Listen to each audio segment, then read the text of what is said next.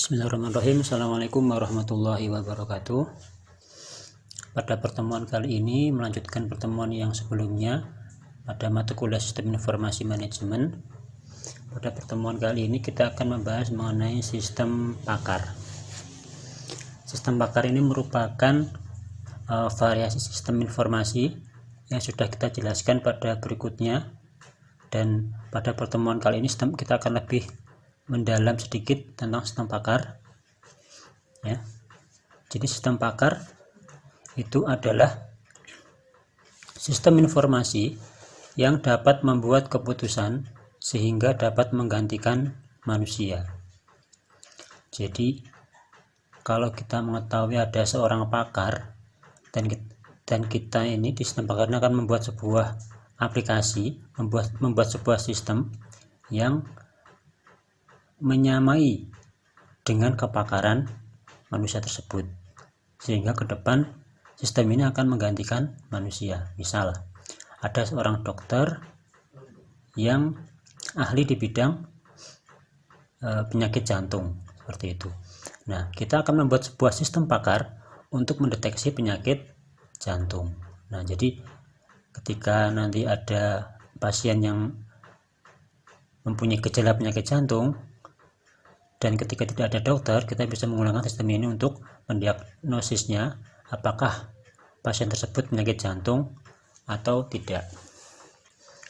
Seperti halnya sekarang ketika musim pandemi seperti ini, untuk mendeteksi penyakit COVID-19 ini juga bisa kita gunakan sistem pakar ya, sistem pakar untuk mendiagnosis penyakit virus COVID-19 atau corona. Nah, ini juga bisa digunakan ya, sehingga tidak semua masyarakat yang mempunyai gejala langsung ke rumah sakit. Dia harus didiagnosis terlebih dahulu melalui sistem apakah ini cuma flu atau memang penyakit corona, seperti itu. Nah, ini bisa kita menggunakan sistem pakar ya. Sistem ini memiliki beberapa komponen yang memungkinkan sistem dapat belajar dan mengambil kesimpulan, sehingga semakin lama kualitasnya akan semakin baik, meskipun tanpa diajari secara terus-menerus oleh manusia dan semakin cekatan. Jadi semakin lama sistem ini akan semakin pintar karena database ya, pengetahuan-pengetahuan yang dimasukkan ke dalam sistem semakin banyak. Dan juga pakar-pakar ini nggak harus satu orang, tapi banyak orang juga bisa. Nah, komponen sistem pakar ini ada 4 secara umum ya. Ada 4. Yang pertama user interface atau antarmuka ya. Yang kedua inference engine. Yang ketiga knowledge base. Yang keempat development engine. Nah, user interface ini digunakan untuk yang pertama mengetahui fakta-fakta yang akan dipecahkan, fakta-fakta masalah yang akan dipecahkan. Misalkan, oh saya pilek ya, oh saya flu, oh saya batuk, kira-kira saya penyakit apa. Nah, ini user interface itu buat memasukkan tadi ya.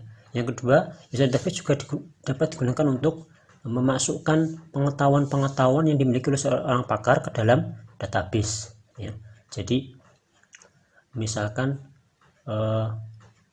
ciri-ciri penyakit jantung itu apa aja, nah ya, gejalanya apa aja, nanti dimasukkan ke dalam database melalui user interface. Kemudian untuk interaksi ya, interaksi antara sistem dengan pengguna ya. Misalkan ketika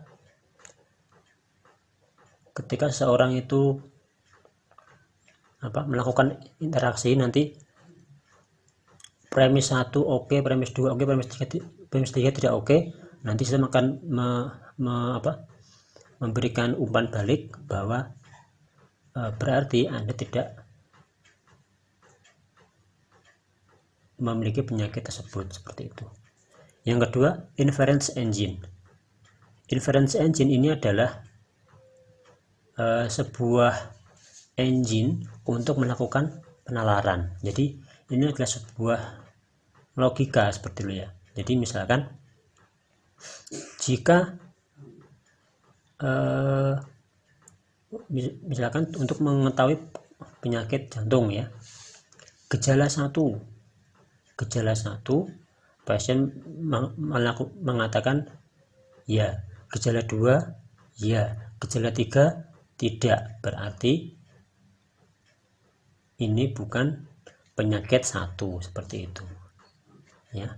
Kemudian jika gejala 2 iya, 3 iya, 4 iya, 5 iya, oh berarti ini penyakit 2, seperti itu ya.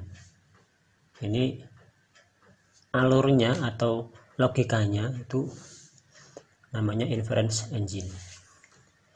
Yang ketiga yaitu knowledge base. Knowledge base merupakan basis data berisi pengetahuan ya, berisi pengetahuan dari pakar ya.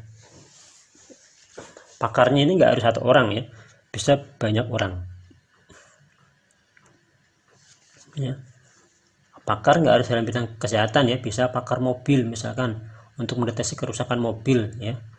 Misalkan kalau suaranya mobil seperti ini, rusaknya ini di bagian ini ya, kemudian solusinya seperti ini. Nah seperti itu merupakan knowledge base. Yang keempat, development engine merupakan sebuah engine untuk membangun sistem pakar ya, untuk membangun sistem pakar. Ini adalah programnya sebetulnya. Nah, selanjutnya karakteristik inference engine. Yang pertama, proses penalaran dilakukan dengan menguji rule satu demi satu ya tadi ya. Apakah pasien mengalami gejala 1 ya? Tidak. Itu langsung ke pertanyaan berikutnya, apakah pasien mengalami gejala 2? Ya, misalkan seperti tadi. Penalarannya dilakukan satu persatu. Yang kedua, proses penalaran akan diuji terus-menerus hingga aturan sudah diuji ya. Jadi